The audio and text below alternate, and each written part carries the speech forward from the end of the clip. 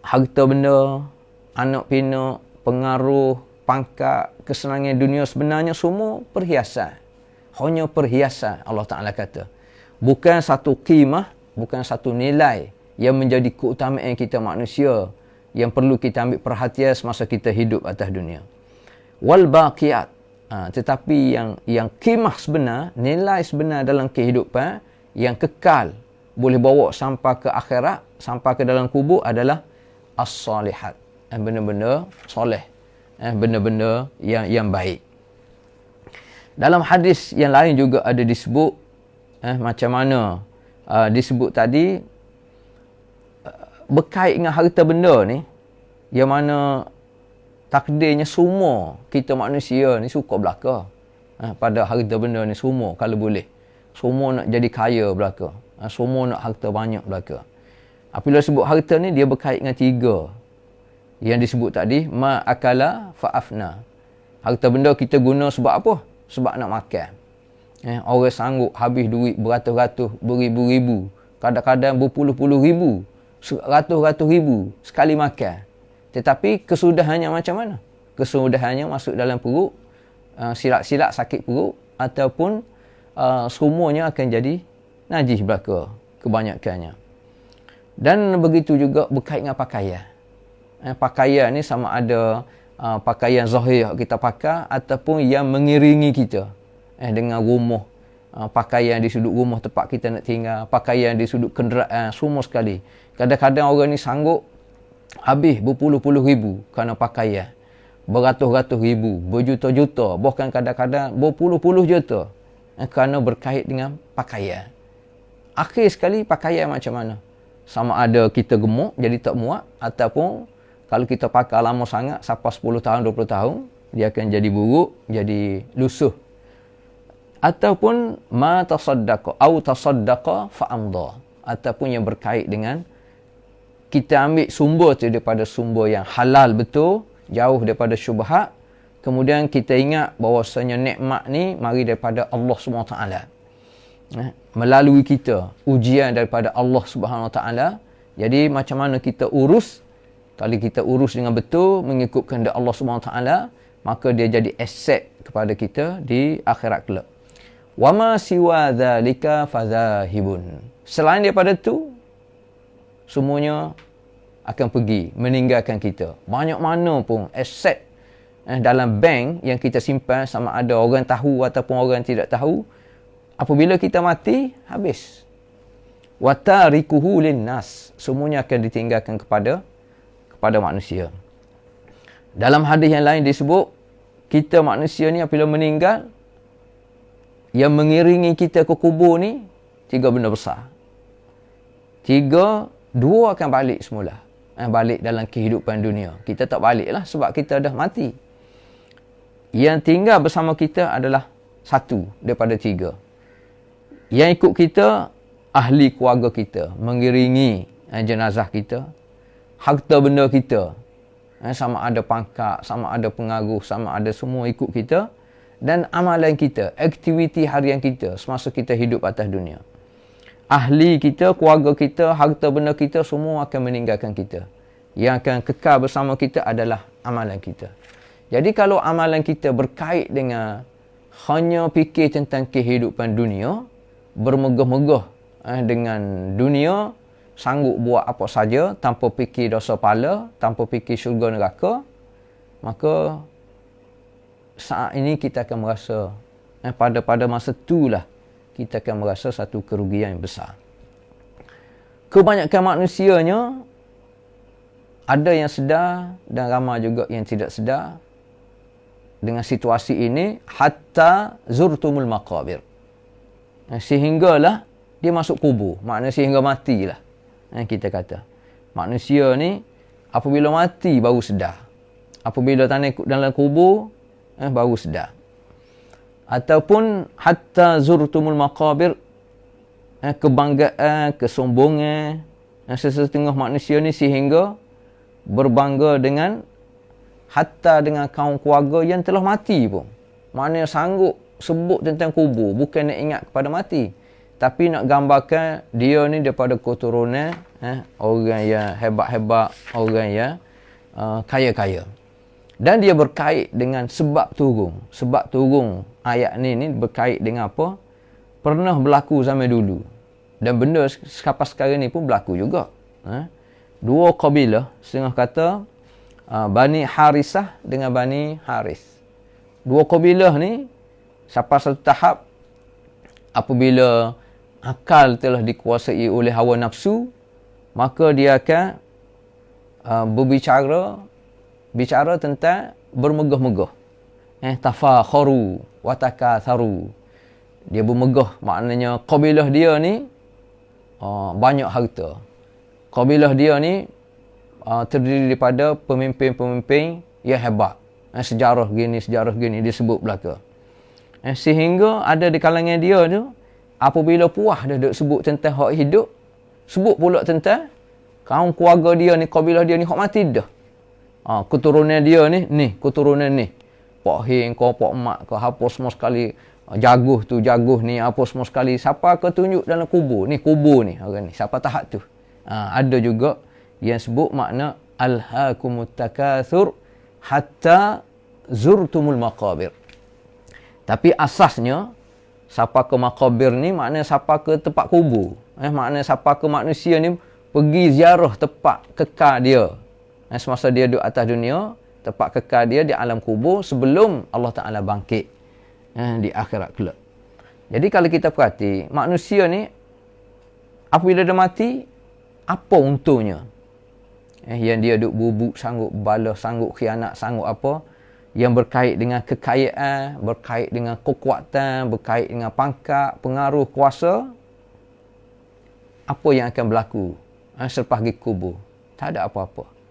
Ia hanya tinggal amalan dia daripada niat yang betul dan cara yang betul mengikut Islam, mengikut kehendak Allah Subhanahu wa ta'ala. Jadi sebab itulah apa yang kita boleh terima, hakikat sebenar risalah dakwah yang dibawa oleh semua nabi-nabi, termasuk Nabi kita Muhammad SAW. Ramai orang yang tidak sedar tentang kebenaran kecuali selepas dia mati. Ataupun saat-saat ketika dia nak berdepan dengan kematian, barulah dia sedar sebenarnya apa yang dibawa oleh Nabi Muhammad SAW, apa yang dinyatakan oleh Allah SWT dalam Quran adalah perkara yang sebenar. Bila masanya? Selepas manusia masuk kubur. Jadi sebab itulah apabila sebut kubur ni, dia ada kisah, dia ada sejarahnya. Peringkat awal sebab orang jahiliah zaman dulu apabila mati pergi kubur, dia menangis, dia meraung apa semua sekali, menyebabkan Nabi SAW peringkat awal, ala qad nahaitukum an ziyaratil kubur. Peringkat awal maknanya tidak dibenar ziarah kubur. Tetapi ala fazuruha. Sampai satu tahap Nabi izin pula. Sebab apa? Sebab kadang-kadang penting ziarah kubur ni bukan untuk melihat perhiasan batu-batu nisan yang ada di kubur-kubur. Bukan untuk kita bermegah pula. Orang yang dah mati, tak ada faedah apa pun kita duk hiasi kubur dia. Yang berfaedah adalah amalan dia dan doa berterusan daripada kita yang masih hidup, termasuk terutamanya anak-anak kepada mak ayah dia. Tapi Nabi SAW minta supaya kita ziarah kubur ni, fa innaha tudzakirukum al-akhirah. Ini asas. Apa tujuan Nabi SAW izinkan ziarah kubur ni adalah untuk mengingatkan kita kepada akhirat. Asasnya ziarah kubur bukan untuk si mati. Si mati pun boleh juga. Untuk si mati ni tak semesti kena pergi kubur baru doa pada dia. Kita duduk di rumah, kita duduk atas kereta, kita duduk dalam masjid pun, kita doa. Macam contohnya kita doa kepada ayah mak kita, sama ada yang masih hidup ataupun yang telah mati. Doa kita ni kena setiap masa. Sebab dialah yang melahirkan kita. Dialah yang membesarkan kita. Nak bolehkah kita besar ni, tanggungjawab seorang ayah, seorang mak ni terlalu besar. Jadi kadang-kadang kita tak boleh nak balas dengan harta benda. Asasnya, kita kena banyak berdoa kepada ayah, mak kita. Tetapi apabila kita berkait dengan kubur ni, asasnya adalah untuk kita sendiri, kita yang masih hidup. Jadi bayangkan kalau contohnya kubur ni dihiasi. Semua kubur ni dihiasi dengan batu nisan yang comel, dengan bangunan yang comel. Jadi kita ralik pula dengan hiasan tu. Masa mana kita ni ingat pada akhirat? Sedangkan tujuan utama kita ziarah kubur adalah untuk mengingatkan kita tentang kematian. Apabila kita tengok batu nisan, apabila kita tengok tanah, apabila kita tengok ramah, semua ni hok mati belaka.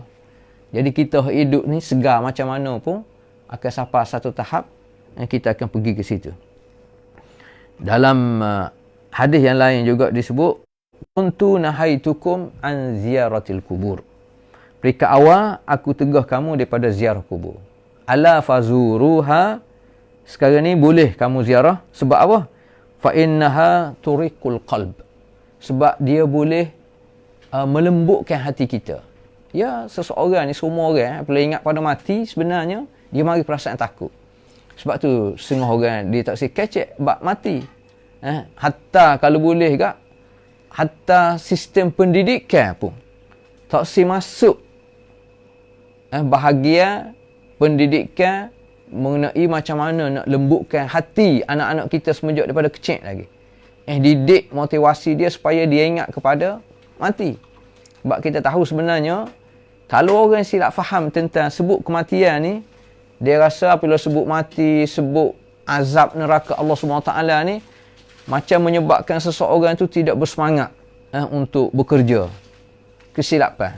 Hak sebenarnya, apabila kita dididik semenjak daripada kecil lagi, sebut tentang kematian, sebut tentang azab kubur, ini memberi motivasi sebenarnya. Kita kena yakin ia merupakan satu rangsangan, yang satu dorongan, didikan semenjak daripada kecil lagi anak-anak kita ingat pada mati. Jadi apabila dia ingat semenjak kecil tentang kematian, dia membesar dalam keadaan bertakwa kepada Allah SWT. Sebab dia yakin apa saja yang dia buat, apa saja yang dia fikir, apa saja yang dia kata, semuanya akan direkod oleh Allah Subhanahu Wa Taala melalui para malaikatnya. Itu dorongan hak sebenar. Jadi termasuk apabila kita ziarah kubur ni, apabila kita pergi ke kubur, contohnya ataupun kita bawa anak-anak kita ziarah kubur, tujuannya untuk melembutkan hati-hati kita. Wa tudmi'ul aina. Dan apabila hati kita lembut, dia boleh mengalirkan air mata. Masa kita ziarah orang mati tu, sama ada ayah kita ke, sama ada mak kita ke, sama ada saudara-saudara kita ke, masa hidup atas dunia macam mana. Contohnya mungkin baik kita dengan dia tapi dia pergi dulu. Ataupun kalau kita seorang anak, kita ingat banyak benda yang kita tidak buat kebaikan kepada dia masa dia hidup, tiba-tiba mati. Contohnya menyebabkan kita rasa sedih. Jadi dia boleh mengalirkan air mata. Wa tudzakkirul akhirah. Dan memanglah bila kita duduk kubur ni, kita ingat macam-macam mana pun, semua manusia akan masuk lubang kubur. Dan kita yakin sepenuh dengan ilmu, kefahaman, keyakinan yang kita belajar, yang kita faham, selepas pada kubur semua sekali, semua akan berlaku hari kiamat. Semua akan menghadap Allah SWT. Jadi itu antara berkaitan dengan kubur. Sebab itulah ayat ni dia sebut khusus. Alhaakumut takatsur hatta zurtumul maqabir. Ayat seterusnya, kalla saufa ta'lamun. Kalla maknanya sepatutnya kamu tidak macam tu. Jangan sekali-kali kamu berfikiran, kamu buat macam orang yang leka, orang yang lalai. Sebab apa? Sebab saufa ta'lamun, kamu akan tahu. Kamu akan tahu ni, sebab ini ayat yang ketiga. Ayat keempat pun, summa kalla saufa ta'lamun. Jangan buat macam tu sepatutnya. Sebab kamu akan tahu. Jadi sebahagian ulama kata, dia ulang-ulang ni litakkid, untuk mengukuhkan, untuk menguatkan. Maknanya memang pasti kamu akan tahu. Apa yang kamu fikir tu sebenarnya tidak sepatutnya. Apa yang kamu fikir tentang dunia yang kekal ni sebenarnya tidak. Dunia dan nikmat dunia ni hanya sementara. Itu maksud dia. Ataupun bermaksud dia ulang-ulang ni dia nak cerita saufa ta'lamu yang pertama memberi makna lain, saufa ta'lamun ayat yang kedua ni memberi makna lain. Contohnya kalla saufa ta'lamun ini dikhususkan untuk orang yang kufur kepada Allah. Orang kufur kepada Allah pun dia akan tahu akhirnya bila dia mati. Summa kalla saufa ta'lamun, orang yang beriman pun juga apabila mati dia akan tahu. Ataupun kalla saufa ta'lamun ni kamu akan tahu tentang hakikat dunia ketika mana? Inda huduri sakaratil maut. Ketika sakaratul maut. Seseorang apabila dia berada di peringkat sakaratil maut, saat-saat akhir dah nak meninggal dunia, pada masa tu dia akan tahulah hakikat dunia hak sebenar dan keputusan daripada segala kehidupan dan amalan dia semasa dia hidup atas dunia. Thumma kalla saufa ta'lamun. Yang ayat kedua ni, ayat yang keempat ni, thumma kalla saufa ta'lamun ni, dia akan tahu idza dakhalal qabr. Apabila orang masuk kubur baru tahu. Itu antara makna-makna yang diberi oleh tok-tok alim kita. Apa pun yang penting kepada kita, ayat dalam surah Qaf juga ada menyebut. Qaf, surah Qaf ayat yang ke-22. Laqad kunta fi ghaflatin min hadha. Laqad kunta fi ghaflatin min hadha. Kebanyakan daripada kita ni, kita lalai. Kita leka dengan hakikat kehidupan dunia dan akhirat sebenarnya. Bila kita tahu, fakashafna anka ghita'aka. Apabila sampai masanya, sama ada di alam kubur, ataupun sebelum mati, ataupun dibangkitkan di alam kubur, pada masa itulah fakashafna anka ghita'aka. Mata kita ni ataupun mata hati kita yang sebelum ni tak nampak, Allah Taala buang dia punya hijab tu. Pada masa tu nampak fabasarukal yauma hadid. Pada masa tu pandangan matamu ni memang jelas, memang tajam, memang akan nampak semua. Itu maksud kalla saufa ta'lamun.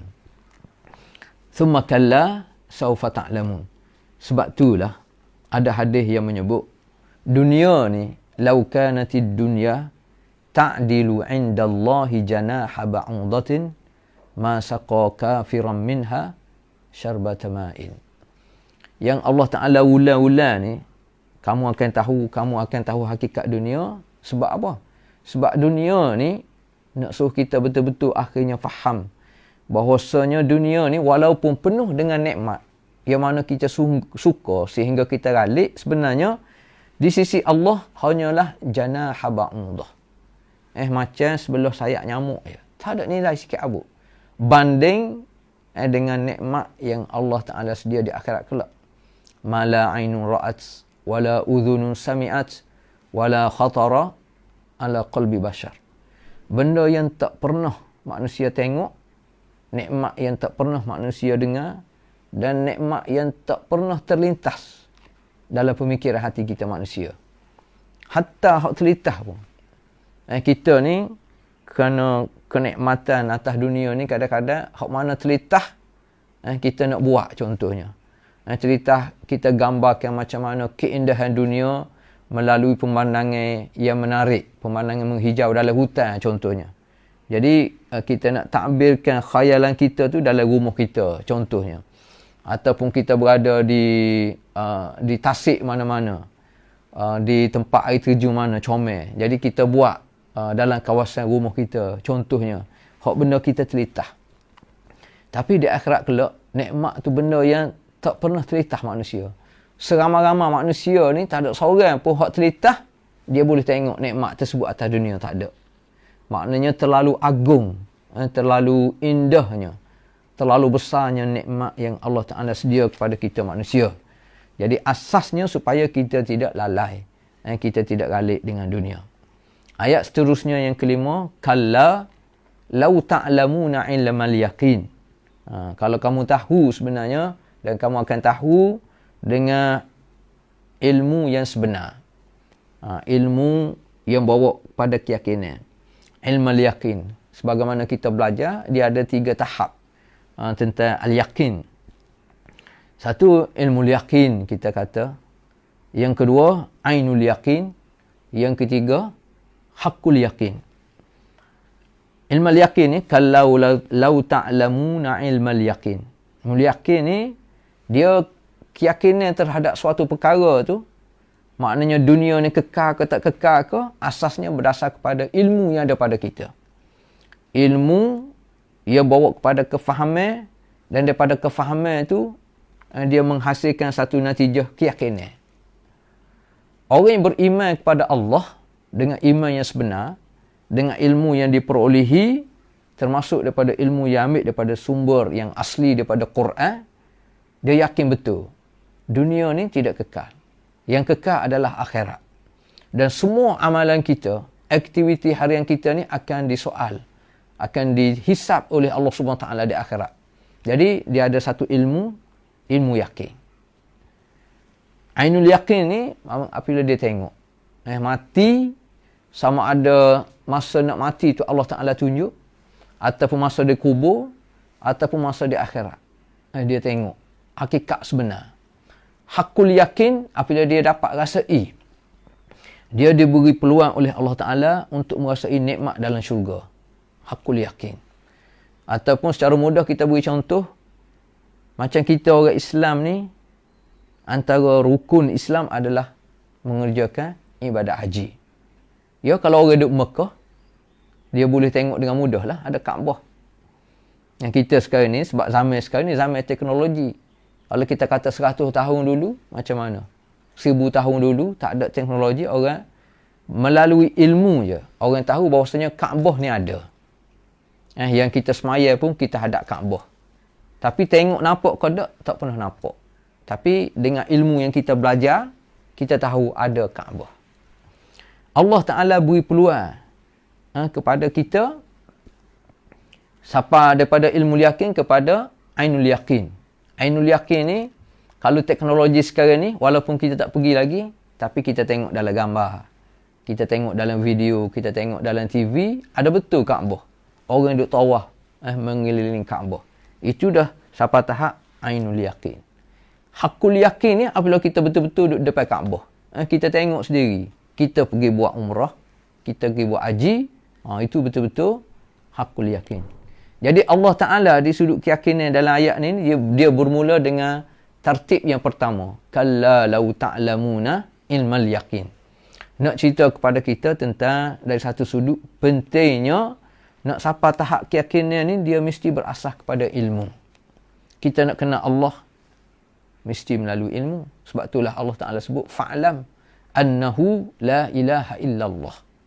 Dan kalau kita tengok semua dakwah, ajaran, risalah yang dibawa oleh semua nabi-nabi dan anbiya, para rasul termasuk Nabi kita Muhammad SAW, dia bawa benda asas yang sama, iaitu mengesahkan Allah SWT dan mengabdikan diri kepada Allah, dan sama sekali tak boleh bersyirik kepada Allah Subhanahu Wa Taala. Jadi atas dasar ilmu penting. Sebagaimana Kaabah tadi, yakin dengan ilmu yang ada pada kita, yakin bahawasanya Kaabah ni ada. Dan yakin juga sebenarnya penting ni, dia juga berkait dengan kematian. Sehingga al-maut ni kadang-kadang dipanggil al-yakin. Apabila seorang itu mati, maknanya dia menemui keyakinan. Keyakinan sebenar adalah kematian. Di atas dunia, semua manusia, semua makhluk akan mati. Wa'bud rabbaka hatta ya'tiyakal yaqin. Dalam surah Al-Haqqah. Dalam surah Al-Haqqah ayat yang ke-51. Allah Ta'ala nak cerita tentang antara benda yang berkait dengan keyakinan, berkait dengan kebenaran adalah Al-Quran itu sendiri. Al-Quran adalah benar dan dia merupakan satu keyakinan. Wa innahu lahaqqul yaqin. Wa innahu lahaqqul yaqin. Sesungguhnya Quran ni adalah kebenaran yang meyakinkan. Jadi kita yakin ke tak dengan Al-Quran? Kalau kita tidak yakin, maknanya keyakinan kita ni tak sampai tahap sebagaimana disebut. Ilmu yakin pun tak sampai, ainul yakin pun tak sampai, apatah lagi haqqul yakin. Dan Quran ni, martabat dia, tahap dia, keyakinan tu keyakinan yang betul-betul. Mana keyakinan yang ikhlas sepenuhnya. Keyakinan kita. Mana kalaulah benda tu ada dalam satu kawasan, kalau contohnya kalau air dalam gelas, air tu penuh. Begitu juga dalam pemikiran kita, dalam kehidupan kita ni, kita kena letak keyakinan tu tanpa syak, tanpa ragu. Sebab itulah ayat Quran awal-awal lagi sebut Alif Lam Mim Zalikal Kitab La Raiba Fih. Kitab ni, Quran ni, mula-mula sekali tak boleh ada syak wasangka. Tak boleh ada sikit pun keraguan. Kita kena terima sepenuh. Semua sekali ayat Quran. 9,000 lebih sebutir ayat Quran ni, start daripada surah Al-Fatihah sampai surah An-Nas, semua sekali benar. Semua sekali sesuatu yang meyakinkan. Kerana dia mari daripada Allah SWT. Dan Allah Ta'ala ni nak jaga Quran, dia sendiri kata, Inna nahnu nazzalna dzikra wa inna lahu lahafizun. Bukan setakat kita jaga Quran. Allah Ta'ala sendiri, dia jaga Quran. Dengan cara, dia bagi ilham antaranya kepada orang-orang mukmin, orang Islam ni, antaranya melalui penulisan. Semenjak dulu sampai ke sekarang ni. Kita baca sejarah macam mana penulisan Al-Quran. Sampai sekarang ni pun ada orang ya, keseluruhan kehidupan dia, dia abdikan diri dia dengan penulisan Al-Quran. Dia tulis Al-Quran. Dia boleh tulis daripada awal sampai ke akhir. Dan dia rasa bersyukur kepada Allah SWT. Berbangga kerana kehidupan dia dianugerahkan menulis ayat-ayat suci Al-Quran. Sampai tahap tu. Dan sekarang ni orang boleh guna teknologi moden. Macam-macam daripada kilang percetakan yang tulis Al-Quran dengan penampilan yang menarik, tulisan dengan khoknya, dengan tulisannya, dengan maknanya, dengan tafsirannya. Jadi nak jaga tu sehingga manusia ni tak ada alasan kenapa dia tak belajar Al-Quran. Kenapa dia tak boleh baca Quran? Sedangkan Quran ni adalah wahyu Allah SWT. Quran ni adalah mau'izah, pengajaran. Quran ni adalah ilmu. Quran ni adalah panduan. Quran ni adalah penawar kepada tubuh kita, kepada jiwa kita.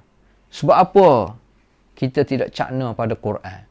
Orang yang tidak cakna pada Quran, orang yang tak boleh baca Quran, orang yang tidak faham makna Quran, tidak beramal dengan Quran, sebenarnya alhaakum. Orang yang dilekakan, orang yang dilalai, orang yang bermegah kerana fikir hal dunia saja. Termasuk dari bulan Ramadan kadang-kadang. Ramadan tu, start lepas sahur tu fikir dah kita nak makan apa. Tabiat semua orang fikir, hamba pun fikir gitu juga. Tapi kalau sepanjang masa kita nak fikir hari ni nak makan ni, esok nak makan ni, lusa nak order ni, apa semua sekali. Jadi, mana hikmat sebenar Allah Ta'ala cipta Ramadan? Sebab itulah orang kata kadang-kadang kita ni, kerana sebenarnya walaupun duduk dalam keadaan situasi yang sukar, COVID ni, tapi tetap kita boleh hidup, tetap kita boleh makan. Hatta dalam bulan Ramadan pun, kita boleh makan. Apabila masa buka contohnya. Tapi kalau fikir hal makan saja, dia akan terbawa-bawa dalam kehidupan kita. Kita nak makan tu, kita nak cuba ni, menyebabkan kita perlu pada duit. Nak banyak duit tu menyebabkan kita lupa pada halal haram. Lupa kepada benda ni, syubhah ke tak syubhah. Dan kadang-kadang orang apabila nak buat ibadat pun, hatta nak pergi Mekah pun, nak buat umrah contohnya, kadang-kadang sebab dia pergi umrah tu kerana dia teringat masa pergi umrah sebelum ni, dia makan di restoran ni, makan makanan Arab ni, sedap apa semua sekali. Jadi, Allah Ta'ala beri peluang kepada dia dengan harta kekayaan contohnya, dia boleh pergi Mekah setiap tahun. Apa pun semuanya, dia berakhir dengan niat kita lah. Atas seseorang. Tak ada orang tahu. Tapi kita boleh tahu ni kadang-kadang orang cerita. Dia cerita tanpa dia sedar. Dia pergi tahun ni umrah ni kerana dia teringat sangat nak makan. Jadi, boleh melalaikan. Jadi, terserah pada kita masing-masing lah. Jadi, apabila sebut hakul yakin ni, Quran ni, dia tahap dia hakul yakin. Mana keyakinan tu kena sepenuh tanpa ada ragu sikit-sikit. Sikit pun tak boleh ragu. Jadi, mana bukti kita tidak ragu? Antara buktinya, kita kena baca sesuai ayat Quran. Start daripada surah Al-Fatihah sampai ke surah An-Nas. Dan peluang di bulan Ramadan lah antara peluang terbaik sebenarnya untuk kita hidup bersama Quran. Orang panggil nata'amal ma'al Quran. Kita berkomunikasi, kita berinteraksi dengan Quran. Itu penting. Jadi yakin ni dia berkait satunya dengan ilmu. Ilmu yang boleh menghasilkan satu natijah. Kita berpegang betul-betul. Kalau ilmu tu berkait dengan A, antara A dengan B hok mana, kita kata A. Maknanya A 100% kita berpegang. Itu yakin. Dan yakin juga dia berkait dengan kesan. Kesan daripada keyakinan inilah dia boleh melahirkan ketenangan, tamakninah, ketenteraman dalam kehidupan kita, dalam hati sanubari kita. Dan iman kita tu sendiri. Kita boleh merasai halawah al-iman tu, kemanisan iman tu apabila keyakinan kita sampai ke tahap hakul yakin sebenarnya.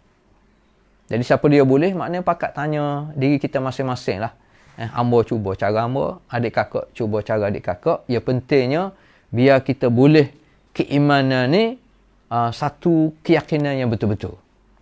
Termasuk keyakinan kita tentang kehidupan dunia ni akan berakhir dengan kematian dan akan dibangkitkan semula oleh Allah Subhanahu Wa Taala. Sebab itulah ada hadis disebut, walaupun ada kata hadis ni dhaif ataupun kata-kata ni adalah lahir daripada Abdullah bin Mas'ud, tetapi dia comel. Di sudut doa, innallaha ta'ala biqistihi wa adlihi ja'ala ruh wal farah fir ridha wal yaqin. Allah Ta'ala ni dengan keadilan dia, dan keadilan tu nampak sebenarnya. Biqistihi ni adil juga, tapi adil yang kalau al-adl tadi dia lebih kepada asas keadilan tu yang Allah Ta'ala minta supaya manusia ni hidup dia mesti adil pada diri dia, pada orang lain. Al-Qist juga memberi adil, tapi lebih kepada nampak keadilan tu. Seseorang tu adil dengan, contohnya dengan anak-anak dia. Pemerintah ni adil dengan rakyat dia. Contohnya tanpa mengira bangsa, tanpa mengira keturunan, tanpa mengira aliran pemikiran lah apa semua sekali. Apabila dia jadi pemerintah bagi sebuah negeri, sebuah negara, semua pemerintah ni diminta supaya adil. Jadi Al-Qist tu nampak sehingga orang boleh sebut memang betul adil. Jadi Allah Ta'ala ni dengan keadilan dia yang benar-benar, dia menjadikan ar-ruh wal farah. Ar-ruh wal farah ni kita boleh sebut as-surur wa rahatin nafs. Kegembiraan seseorang dalam hati dan rasa tenang. Macam mana manusia boleh rasa gembira, rasa keyakinan dia boleh menghasilkan ketenangan? Dia ada fir ridha wal yaqin. Satu, apabila seorang tu ada dalam pemikiran dia, dalam kehidupan dia, dia redha. Ini penting sifat redha wal yaqin. Dan dia yakin betul-betul. Kalau dia yakin dengan Islam, maknanya dia berpegang betul-betul dengan Islam. Yakin bahawasanya kehidupan ni adalah sementara, maka kehidupan dunia pun dia urus sebagai dunia sementara lah. Macam orang yang mengembara, orang musafir. Daripada Kuala Lumpur nak pergi ke Kota Baru, nak pergi ke Johor Bahru, nak pergi ke Alustar contohnya. Jadi musafir dia tu, dia pergi tempat mana-mana dia pergi pun hanya musafir. Dia akan kembali kepada tempat asal dia. Begitu juga kita ni, kita kena anggap kehidupan kita dunia ni adalah macam musafir. Mana duduk atas dunia ni, hebat secara mana, seronok secara mana pun, dia berakhir dengan kematian. Kematian tu menuju kita ke alam yang kekal abadi. Kamu ingat apabila sebut ar-ruh wal farah ni, dalam Quran, kamu tak ingat apa pun yang penting, sebab itu berkait dengan ada pernah sekali masa mau pergi umrah, sepatutnya almarhum Ayanda Tok Guru pergi, tapi kerana saat-saat akhir dia sibuk, jadi dia minta hamba yang ganti tempat dia pergi sekali dengan bonda. Jadi pernah sekali tu dia kata apabila sampai Mekah, cari satu kitab Farauhun wa raihan. Dia kata kitab farahun wa raihan.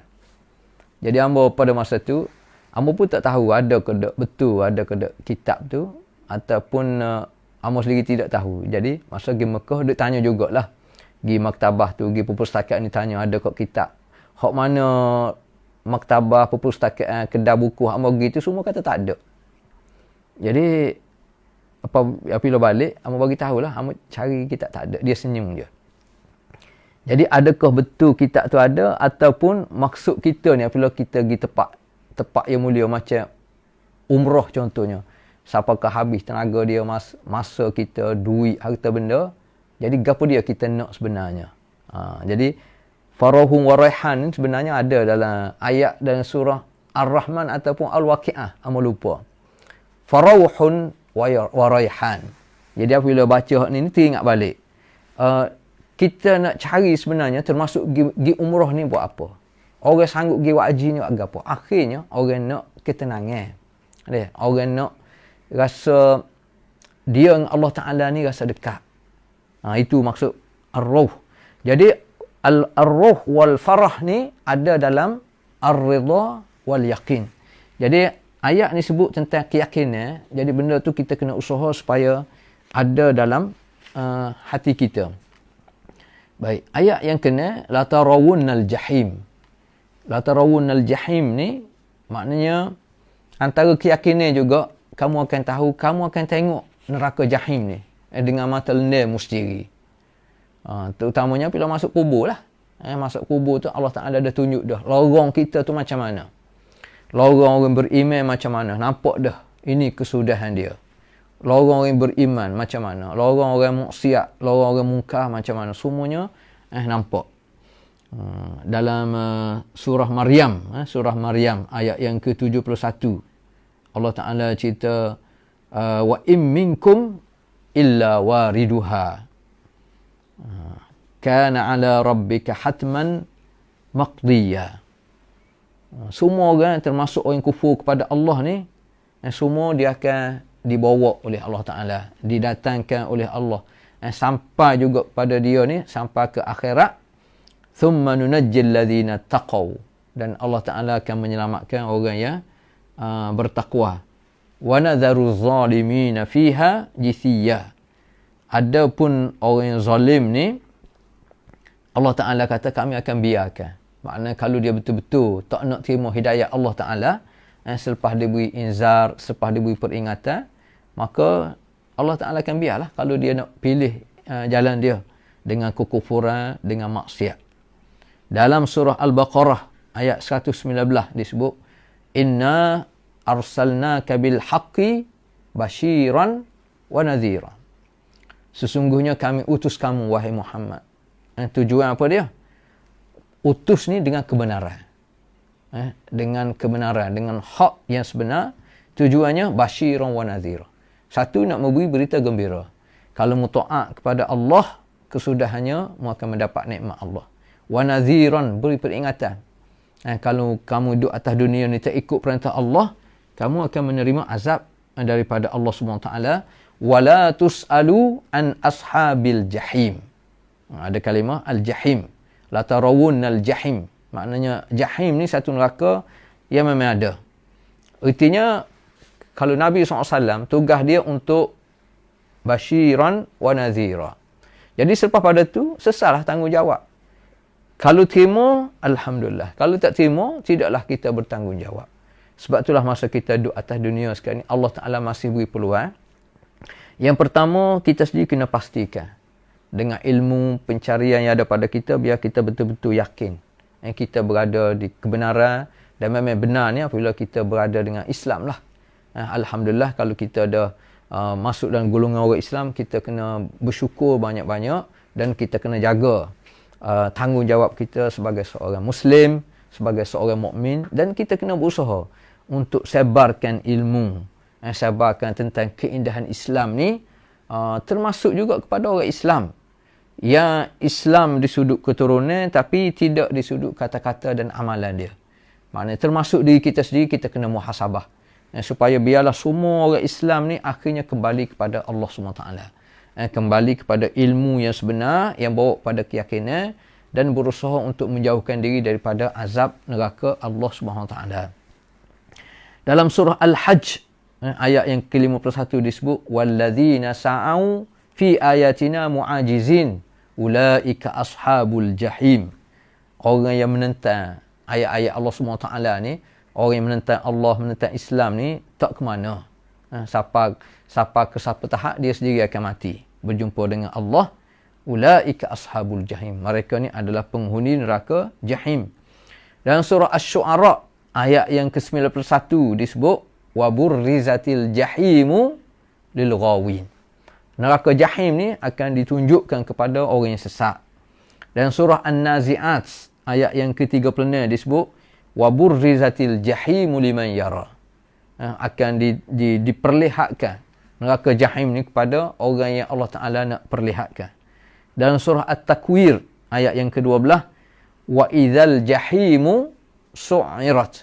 Dan apabila neraka jahim ni dinyalakan apinya oleh Allah Subhanahu Wa Ta'ala. Itu ayat yang ke-6 la tarawunnal jahim. Ayat yang ke-7 thumma la tarawunnaha ainal yaqin. Dan kamu akan tengok betul-betul ainal yaqin dengan matamu sendiri, ataupun maksud ainal yaqin ni adalah ain dalam hati kita. Makna dengan ilmu, dengan keyakinan, sehingga boleh melahirkan satu keyakinan betul-betul bahawasanya neraka ni memang ada. Al-Jahim ni memang ada. Al-Maut tu memang ada. Itu ainal yaqin. Thumma latus'alunna yawma idzin 'anil na'im. Dan ayat yang terakhir daripada surah At-Takatsur ni, dan semua nikmat ni yang kita rasa ini semua akan disoal oleh Allah Subhanahu Wa Taala. Kita tengok macam mana ayat terakhir ni dia ada kaitan rapat antara nikmat dengan ayat pertama ataupun keseluruhan surah At-Takatsur ni. At-Takatsur dimula dengan Alhaakum. Manusia jadi lalai, manusia jadi leka, manusia jadi sombong kerana apa? Kerana antara faktornya nikmat. Nikmat pelbagai yang Allah Ta'ala anugerahkan kepada manusia ni, kalau manusia lupa bahawasanya nikmat tu semuanya mari daripada Allah Subhanahu Wa Taala. Sebab itulah kita sebut ayat wa in ta'uddu ni'matallah la tuhsuha. Kalau kita nak bilang sesuatu nikmat Allah Ta'ala memang tidak terbilang. Fama bikum min ni'matin faminallah. Semua sekali nikmat yang kita rasai ni, nikmat pelbagai apa dia? Al-amn, as-sihhah, nikmatul faragh, syiba'al butun, baridus syarab, zilal al-masakin. Semua sekali nikmat berkait dengan kita rasa aman hidup atas dunia. Contohnya, kalau ada rasa keamanan dalam dunia, ni nikmat. Nikmat ni mari daripada Allah. Kita hanya berusaha. Tetapi yang memberi nikmat keamanan yang sebenar adalah daripada Allah SWT. Nikmat kesihatan. Nikmat masa yang terlalu banyak. Walaupun kita kata tak ada masa, 24 jam tak ada. Tapi sebenarnya, kalau kita perhati betul-betul, urus betul-betul, 24 jam sehari tu memang padat lah. Cuma rasa cepat tu sebab memanglah dunia ni. Sebab kita duk menuju pada akhirat tu. Lagi lama kita dah atas dunia, lagi cepatlah sebab kita nak menunggu kematian kita tu. Nikmat perut kita ni penuh sokmo. Walaupun di bulan Ramadan sekalipun. Walaupun kita tidak makan daripada subuh sampai maghrib, tapi start daripada maghrib sampai ke sebelum subuh tu, masa-masa mana pun kita boleh makan. Dengan macam jenis. Jadi perut kita ni penuh sokmo. Itu juga nikmat daripada Allah. Nikmat minuman. Air kosong ke, air sejuk ke, air manis ke, air tawar ke, dengan jus yang pelbagai-bagai ni, semua sekali nikmat daripada Allah Ta'ala. Nikmat zilal al-masakin. Nikmat kita boleh berteduh. Berteduh bawah bayangan pokok ke, berteduh bawah wakah ke, berteduh dalam rumah kita ke, berteduh dalam istana ke, semua nikmat daripada Allah Ta'ala. Nikmat i'tidal al-khalq. Nikmat penciptaan Allah terhadap diri kita ni. Tubuh kita ni sempurna dan tidak ada seorang pun di kalangan kita manusia semenjak zaman Nabi Adam sampai ke zaman kita ni, dia mengadu tentang masih ada kekurangan dalam fizikal tubuh kita, tak ada. Comelnya penciptaan Allah. Ini juga merupakan satu nikmat. Lazatun naum. Nikmat tidur. Kadang-kadang kita tidur berjajah, tak sedar pun. Sedar-sedar dalam keadaan tubuh kita segar apa semua sekali. Ini juga merupakan satu nikmat. Dan betapa dunia sekarang ni, antara penyakit baru adalah penyakit tak boleh tidur. Zaman dulu pun ada juga. Cuma zaman sekarang ni semakin ketara. Penyakit tak boleh tidur. Artinya tidur merupakan satu nikmat semua sekali. Ini semua akan disoal oleh Allah Subhanahu Wa Taala. Jadi secara mudahnya nikmat ni hak kita guna, hak kita rasa seronok dengan dia, besar ke kecil semua dikira nikmat belaka.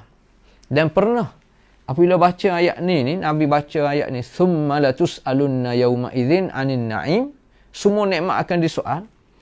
Sayyidina Umar tanya, nikmat macam mana? Sedangkan kita ni ada harta benda, ada emas, ada perak, semua kita infak fi sabilillah. Jadi nikmat apa lagi yang akan disoal? Maknanya Sayyidina Umar fikir semua benda yang ada pada dia, contohnya dia dah bagi di jalan Allah SWT. Jadi dalam satu hadis disebut akan disoal ni, Rasulullah jawab, hatta zilalul masakin, tempat kita berteduh. Walaupun mungkin dalam fil akhbiyah, dalam kemah ke